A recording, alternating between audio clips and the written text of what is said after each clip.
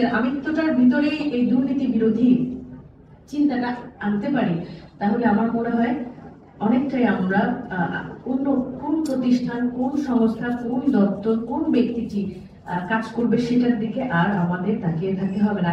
364 দিনে কি হবে, সেই প্র্যাকটিসটা কিভাবে করা যায় সেই ব্যাপারে কিন্তু আসলে আমাদের চিন্তা করতে হবে যে আমরা দিবস, হ্যাঁ অবশ্যই দিবস উদযাপনের এটা আছে, এই দিবসটি উদযাপনের মাধ্যমে একটা মেসেজ আমরা থ্রো করি যে এটা করতে হবে, এই নির্দেশনা আমাদের পালন করতে হবে, কিন্তু আসলে প্র্যাকটিক্যালি প্র্যাকটিসের জায়গাটায় আমরা কতটুকু সচেতন হচ্ছি এটা একটা বিষয়। আর একটা খুব গুরুত্বপূর্ণ দিক আমার মনে হয়েছে, আমরা নিজের কাছ থেকে ছাড়া সবার কাছ থেকে এক্সপেক্ট করছি যে সবাই ভালো হয়ে যাবে, সবাই দুর্নীতি বিরোধী এই দিবস উদযাপনের মধ্য দিয়ে দুর্নীতি মুক্ত হবে, শুধু আমি মানুষটা ছাড়া। আমি আমার নিজের কথা বলছি, আমার বক্তব্য তো সেটাই আসবে হয়তো যে সবাই ভালো হয়ে যাবো আমরা, আমি ছাড়া।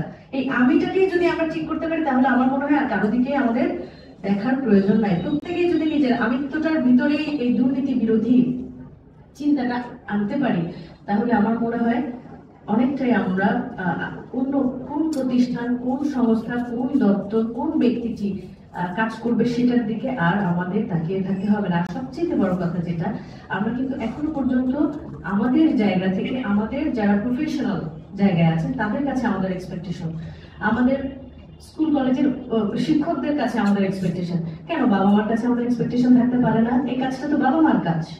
আপনারা কি বলেন? বাবা মা হিসেবে আমি তো তাকে দুর্নীতিটা শিখাচ্ছি। কেউ একজন বাসায় আসছে, বলো আমি নাই, এই জিনিসটা তাকে শিখালাম, এটা কি দুর্নীতি না? এটা কি নীতি বিরুদ্ধ কাজ না? সব আর্থিক কেলেঙ্কারি বা আর্থিক বিষয়গুলোই কি শুধু দুর্নীতি?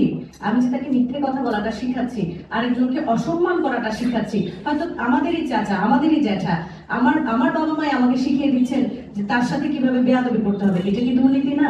তো ওই জায়গাটাতে কি ডেভেলপ করছি আমরা, যে বয়সটাতে একটা শিশুকাল সময়ে যে এখনো স্কুলে যায় নাই বা প্রাথমিকে গেছে, তার মধ্যে যে জিনিসটা এখন ডেভেলপ হবে সেটা 20 বছর 15 বছর বা এই সময় আমি আমার কথা বলছি, আমি কি ডেভেলপ করতে পারবো নিজের মধ্যে?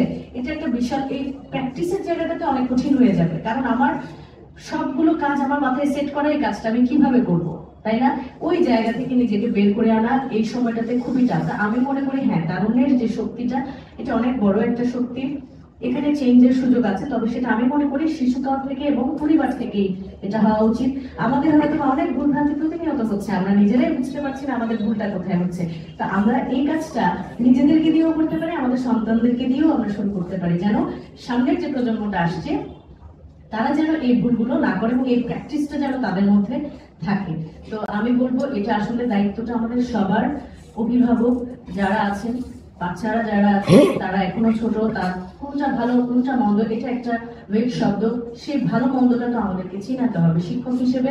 এবং আমি একটা প্রতিষ্ঠানে দপ্তর প্রধান হিসেবে আছি, আমার অনেকগুলো কাজ আছে, সেই কাজগুলোর মধ্য দিয়ে অবশ্যই দুর্নীতি বিরোধী কাজের মধ্য দিয়ে আমাদেরকে শুধু দেশের কথাটা বলছি, সেটা কিন্তু আসবে সমাজ থেকে, তার পরিবার থেকে।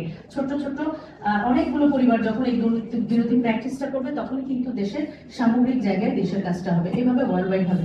দুর্নীতি শুধু বাংলাদেশেই হচ্ছে এমন না, এটা দুর্নীতি সবখানেই হচ্ছে। এটা ব্যক্তি বিশেষের উপর নির্ভর করে যে সে দুর্নীতি করছে কি করছে না। তা আমি মনে করি আপনারা খুবই চমৎকার বলেছেন। আমরা একটা চমৎকার ভিডিও দেখেছি, খুব সুন্দর ভিডিও, একটা ছোট বাচ্চা, এখান থেকে কিন্তু মেসেজ চলে আসে যে সে নিজে প্র্যাকটিস করছে, তার ভেতরে সেই বিষয়টা প্রথিত হয়েছে, কিন্তু সেটা আমরা নষ্ট করে দিচ্ছি।